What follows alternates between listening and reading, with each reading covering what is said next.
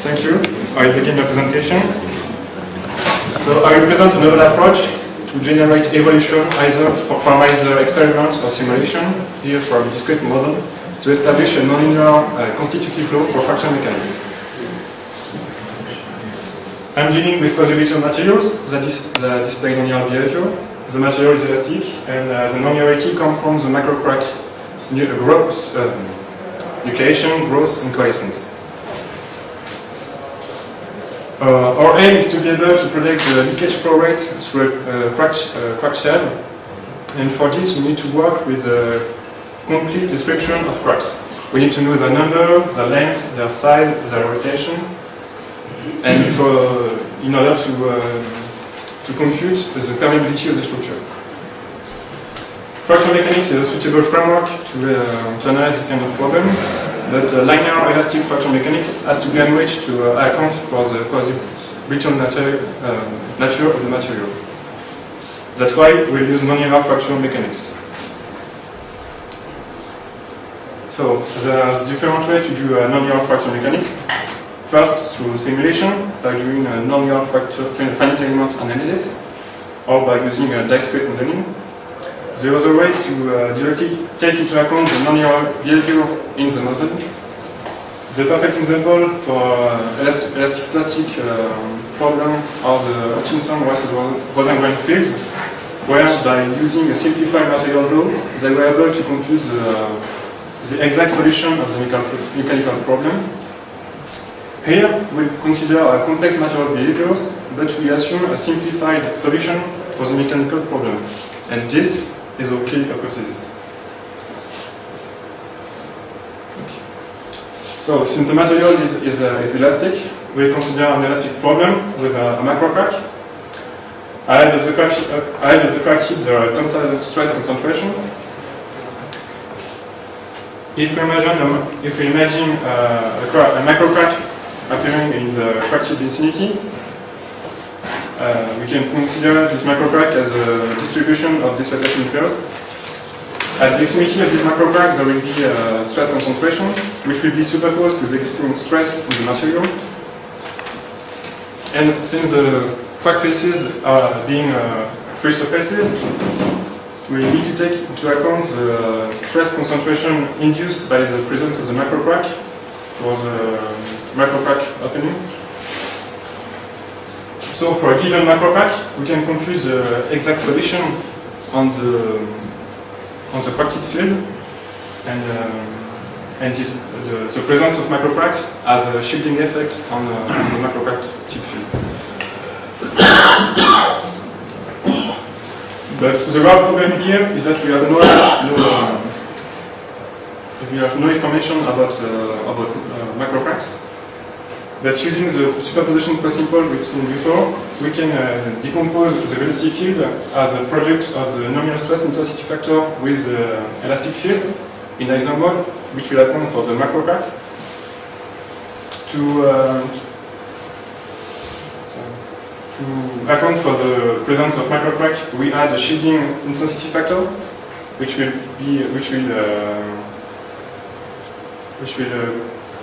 account for the elastic part of the macrocrack presence. And for the nonlinear behavior of the material, we add a complementary field in iso mode and the intensity factor. So now I will explain the approach we've chosen. We extract crack tip field either from simulation, here from discrete model, or from experiments. We decompose the crack tip field following our key hypothesis. We project our velocity field on reference field, which will generate us evolutions of intensity factor, and then we'll try to model evolution laws of this intensity factor in a convex nonlinear fraction mechanics framework.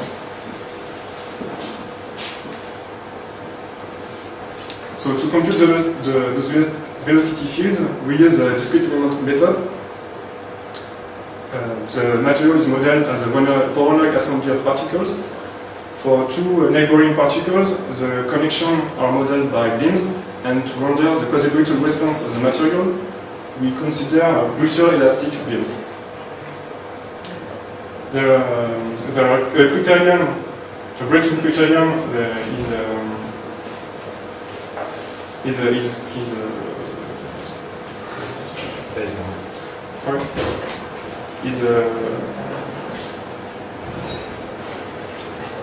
part of the beam.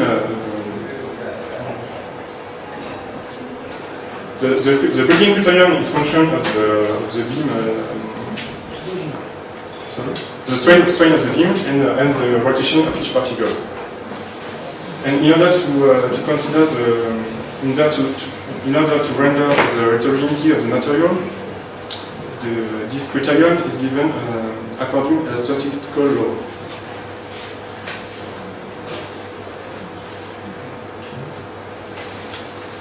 The boundary applied on this discrete element model are coming from finite element simulation, while the material is modeled as a 5 meter square plate with a center crack of a radius of 100 millimeters.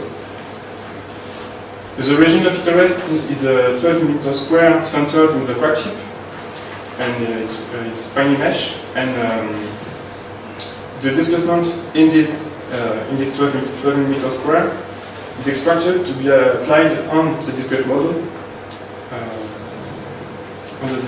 And the displacement came from a linear elastic finite element simulation.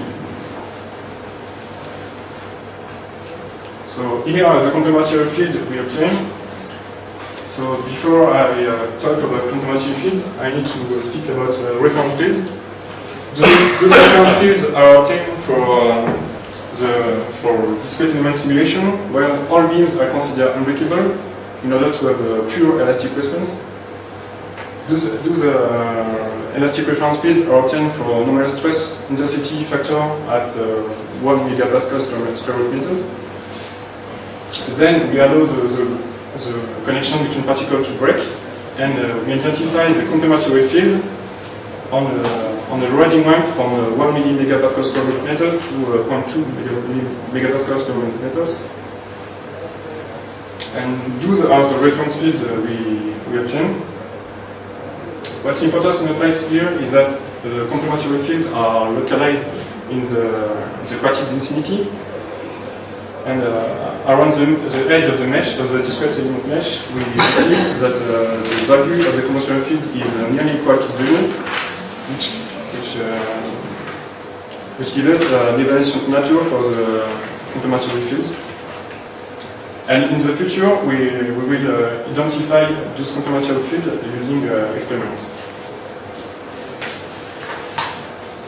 Before I show you the evolution we obtain with the discrete element model, those evolutions are obtained for increasing ramp cyclic loading.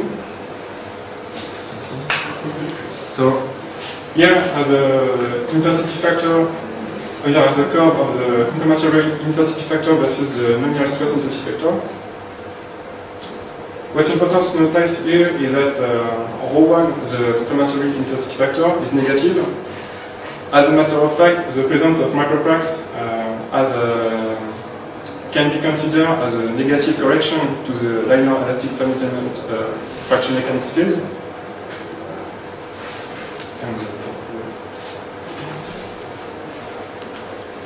And so here are the curves. And so when new microcracks appears, the slope of the curve carried changes, and this is analogous for what see the curve of the slope of the curve carried changes. So we've got those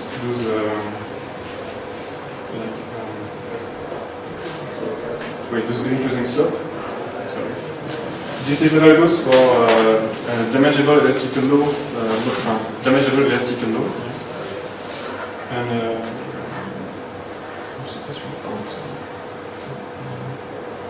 so at each step of the calculation, we can compute the distance between the numerical solution and either the elastic linear approximation, which is C1 here in blue, or with the non-linear approximation that we propose, which is C2R in black. So what's important to notice here is that for loading where connections are broken, we see a significantly increases of the true error, and that also that the true error are really low, which is important to qualify our approximation.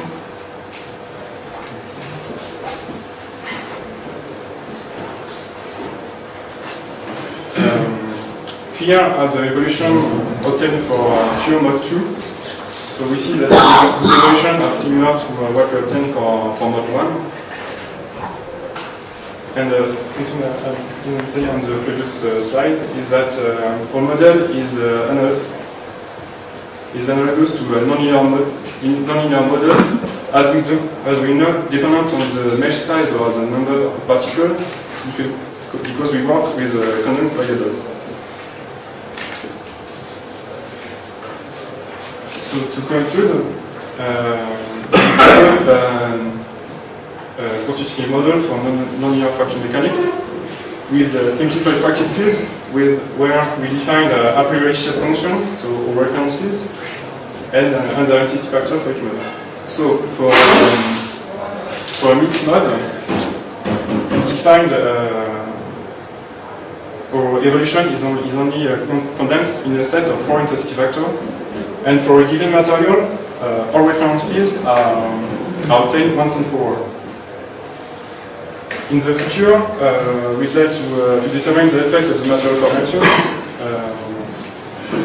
because we need to see if our complementary fields are sensible to our breaking criteria,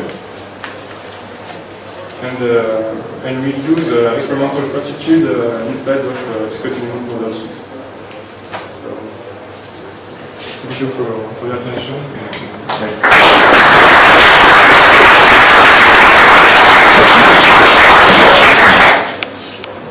In equation 1 of your paper you have presented, we have 2 critical parameters. Yeah. The first one is stress, and the second? The second one are the rotation of each particles. So the first is like the elongation of the beam, and the second one is the criteria of bending, the difference between the rotation of each particle. Okay, and the critical value from an experimental point of view, you have the possibility to detect it? No, we need to adjust our discrete model to the response we obtain with experimental devices. So you need only one experimental parameter? To identify the 2 parameters? No, we need to do a traction test and then a bending test in order to obtain the 2 critical parameters. Another question?